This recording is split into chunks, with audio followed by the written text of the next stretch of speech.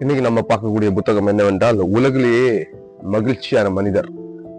நாசி வதை முகாமிலிருந்து தப்பி பிழைத்த ஒருவரின் அருமையான வாழ்க்கை, சர்வதேச அளவில் விற்பனையில் பல சாதனைகளை படைத்த நூல்.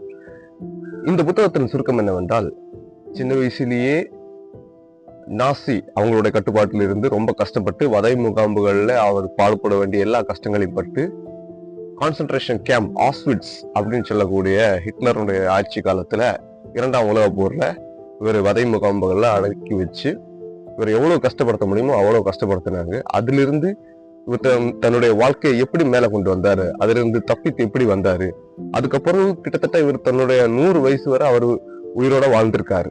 அதை சுருக்கமா சொல்லக்கூடிய ஒரு நூல் தான் இந்த புத்தகம். இந்த புத்தகத்தை எழுதிய ஒரு எடி ஜக்கு.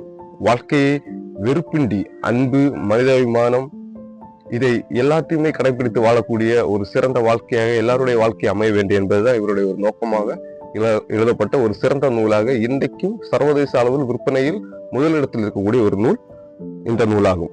உலகிலேயே மகிழ்ச்சியான மனிதர்.